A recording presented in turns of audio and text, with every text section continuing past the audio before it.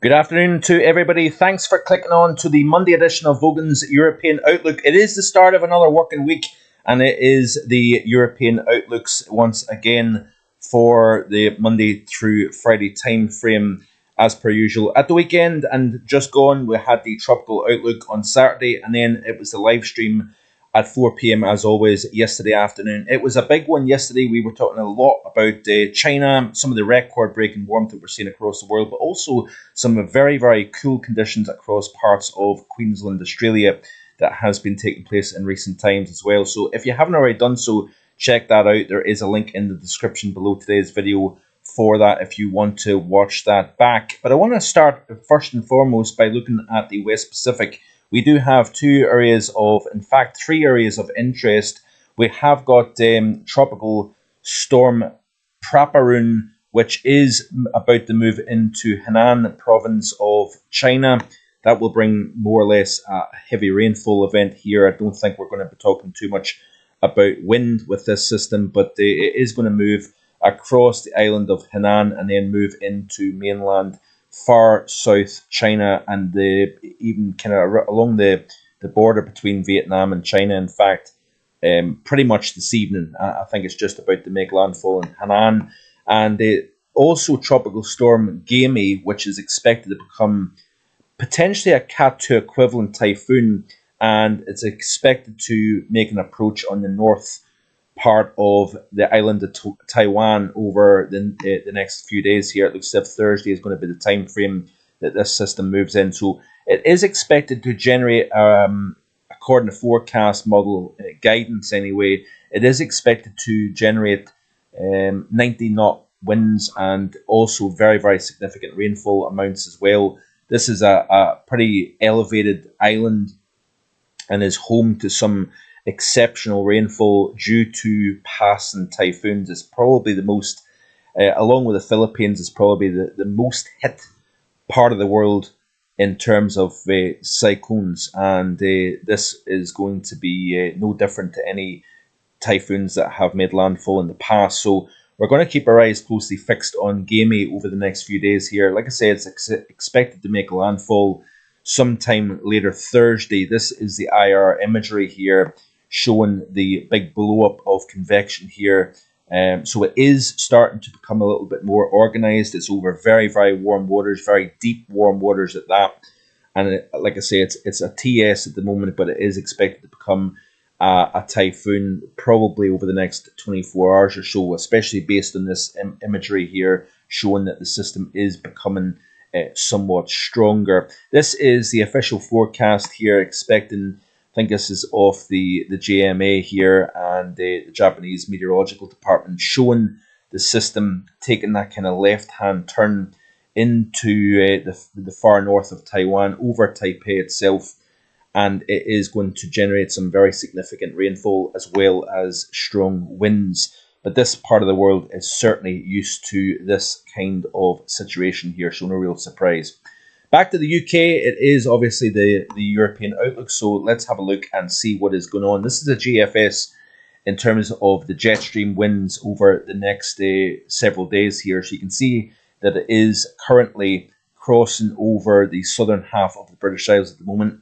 We have got cloud, we have got showery outbreaks of rain in places here. Takes a little bit of a dip. Then we see the jet generally in a kind of west to east mode over the course of this working week. We do have a core of stronger winds here showing up in the model, but generally we've got a fairly Atlantic and flat jet stream pattern through the majority of this week. We do have a couple of areas of ridging building in.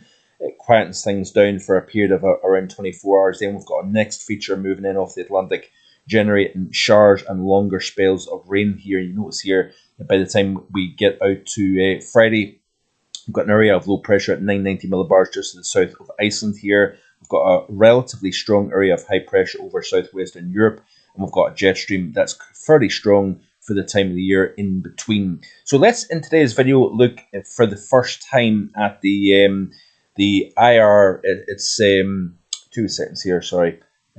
I'll show you first and foremost the ridge trough situation over the next few days here. Sorry, I've kind of changed my mind in terms of what I'm going to show you in what way. But you can see here, this is the current situation for today. We've got the trough to the north, ridge to the south, westerly flow here. Then we've got that little bump in the isobars here. We get a temporary ridge of high pressure building in for the latter half of tomorrow through the first half of Wednesday. Then we've got another system moving in. There's the trough coming back in. It pushes the ridge southwards. Then you can see here that it builds back in during the course of the upcoming weekend here. So we've got this flexing back and forward, almost a kind of classic summertime pattern, really, for the UK and Western Europe here. Let's have a look and see what the GFS is showing. This is something a little bit different today. I want to show you.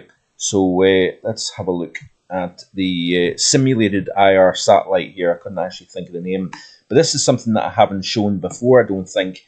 But nonetheless, quite interesting. It's a simulated, basically what the model is expecting in terms of rainfall and the radar, etc., etc. here. So I want to show you this here because it's quite interesting. It kind of gives you a good handle on what's going on. So that as we progress through the course of tomorrow, we are going to see showers developing here. We are going to see cloud becoming a little bit more widespread across the UK associated with this approaching frontal system. That then moves through. We've got a bump in the isobars during the first half of Wednesday, as I say, little ridge of high pressure. In the sunshine, feeling fairly warm, I must say. We do have a reasonably warm air mass across the south of the UK in particular, where temperatures might get back into the upper 20s once again. We do have an increase in humidity as well here. As these frontal systems move in from the west, they kind of pull moisture up from the south, and we will feel that warm, muggy kind of feel. But again, very typical air mass for the time of the year here in the UK. And then we've got another system that moves in later in the day on Wednesday. We've got a kind of wavy frontal system here that could generate some very significant amounts of rainfall. Heavy rainfall for a period of time may cause some localized issues with the rainfall amount falling in quite a short space of time. Then as we progress into the day on Thursday, the next feature moves through. So you get the overall idea here. We've got the feature moves in, then we've got a bump in the isobars. We've got a little temporary area of high pressure that builds in. Then the next feature moves in, and it basically repeats itself through the course of the week. The jet stream is never too far away. But it also looks as if as we move towards the end of the week, we may see the jet becoming a little bit further north, higher pressure and warmer temperatures during the course of the upcoming weekend. So let's have a look at the GFS. This is the 850 temperature profile. So it gives you a rough idea what kind of air mass we're dealing with. So like I said, the far south of the UK is kind of flirting with something a little bit warmer. Further north, a little less so. But even Glasgow, for example, may hit the low 20s over the next few days away from the coastal areas.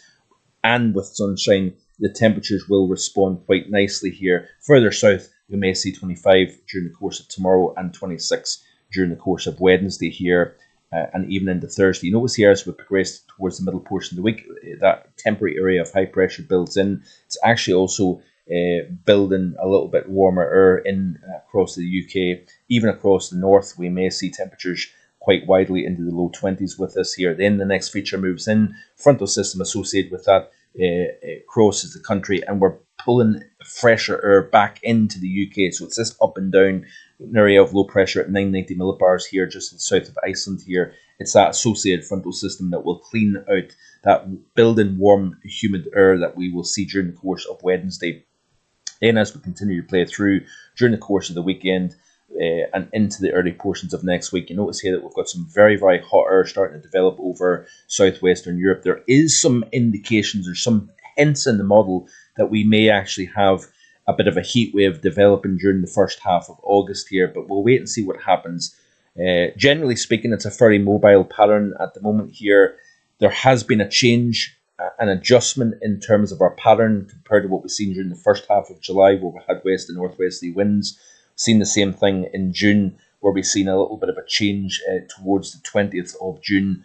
Then we had a little bit of a warmer type of pattern developing, and that looks to be the case as expected. As I said in the July outlook, that we would see a change to something warmer, southwesterly winds becoming more dominant as opposed to west and northwesterly winds during the first half of the month here. So it'll be interesting to see how much we can chip away at this cold anomaly that we've built up over the first 15, 16, 17 days of the month. How much does this warmer pattern, not necessarily warm as such, but a warmer pattern, chip away at the overall anomalies? Let's finish off by looking at the temperature anomalies of the GFS ensemble here for the upcoming 5-day period.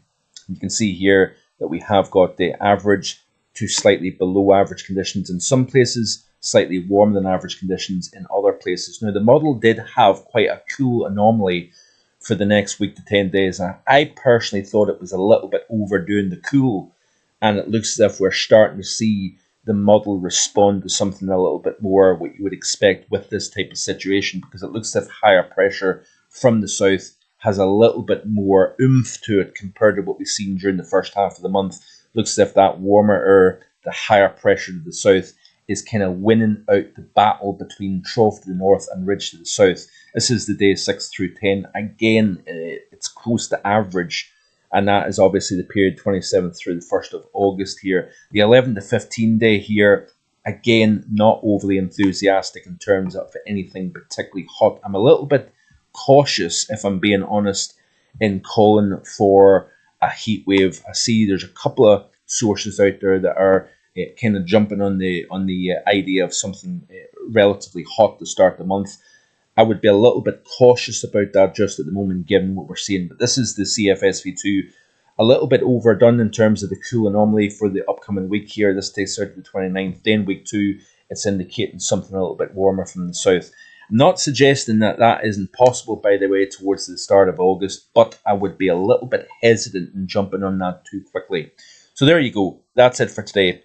Like, share, and subscribe, and I'll see you tomorrow with more. Bye for now.